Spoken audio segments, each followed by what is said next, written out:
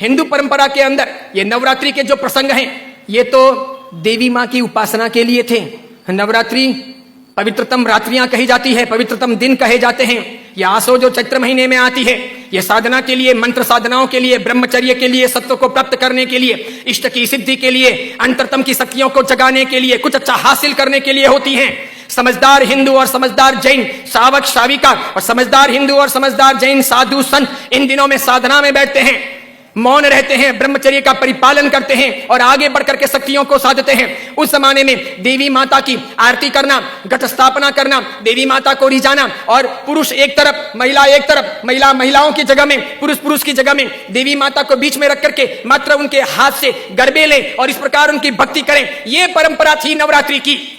उसके बाद में मात्र गुजराती स्टाइल में डांडिया आए थे, तो बहनें बहनों में खेलती, बीच में देवी मां की स्थापना की जाती, पुरुष में खेलते और इस प्रकार नौरते रखते, नवरात्रि पालते, खान पान का ध्यान रखते। उन दिनों में कोई शराब नहीं पीता, गुटखे नहीं खाता, चाय तक नहीं पीता, व्यसन नहीं करता, अलग अलग शयन करते, पति पत्नी अलग अलग रहते, ब्रह्मचर्य की साधना करते, संपर्क नहीं करते, शुद्धता प्राप्त करते और इतने सारे भोग विलास की जिंदगी के बीच में, इतने सारे विषय वासनाओं के बीच में कोशिश करते कि कुछ दिन पवित्रता के साथ में बिताएं, ताकि देवी माताओं के सानिध्य प्राप्त करके हम शक्ति संपन्न बन सके, उनके आशीर्वाद अपनी जिंदगी में फल सकें। गरबे गए, फिर डिस्को आया, नाना प्रकार के धुनें आई, नाना प्रकार के गायक आए, कई कंपनियां, कई संस्थाएं इसमें कूदी, कई सारे लोगों ने धन कमाना शुरू किया, छोटे बड़े ये डांडियों के अलग अलग कार्यक्रम होने लगे, सब लोग ललचाने लगे। देवी मां एक तरफ रह गई, देवी की साधना एक तरफ रह गई, नवरात्रि की पवित्रता एक तरफ रह गई, घट स्थापना एक तरफ रह गई, गरबे लेने का भाव एक तरफ रह गया, आरती और देवी मां को रिझाना, मातृ शक्तियों को प्रेरित करना, ये सब एक तरफ रह गया। आज डांडिये खेलने वालों में से किसको पता है कि साधना क्या है,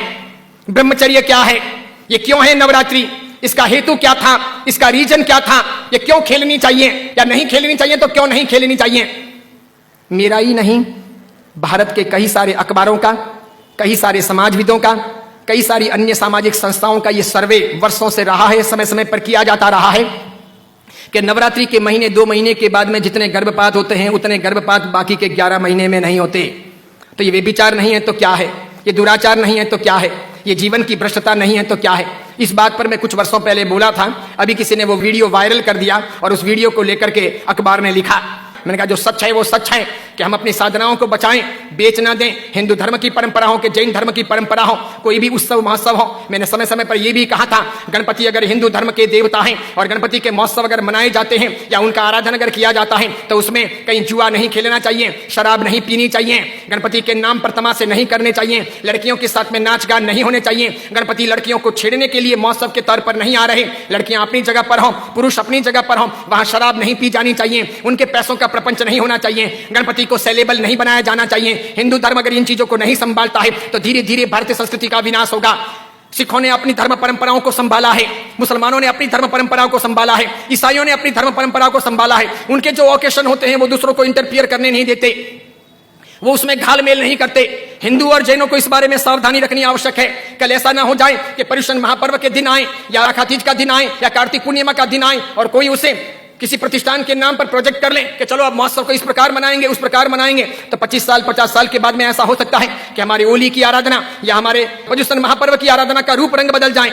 जैसे मैंने नहीं कहा था कि मात्र संगीतकारों को बुला करके हम 9 दिन की भक्ति रख लें, सुबह भी भक्ति, रात को भी भक्ति, ठीक है, और इस प्रकार पर्युषण आगे बढ़ जाए और अच्छी खासी संख्या के अंदर वे आधुनिक संगीतकार आधुनिक धुनों पर बहुत गाएं और नौजवान लड़के लड़कियों को मजा आ जाए, सब वहीं पर जाएं। तो 10 साल 15 साल तक अगर ऐसा चले तो आज एक ने किया, कल दूसरा करेगा, परसों तीसरा करेगा, अब चौथा करेगा, धीरे धीरे साधुओं के व्याख्यान में कोई नहीं जाएगा, पर्युषण महापर्व के प्रवचन एक तरफ रह जाएंगे, कल्पसूत्र जी हवा खाते रह जाएंगे और पर्युषण का रूप बदल जाएगा। ये नहीं हो सकता, ये नहीं किया जाना चाहिए।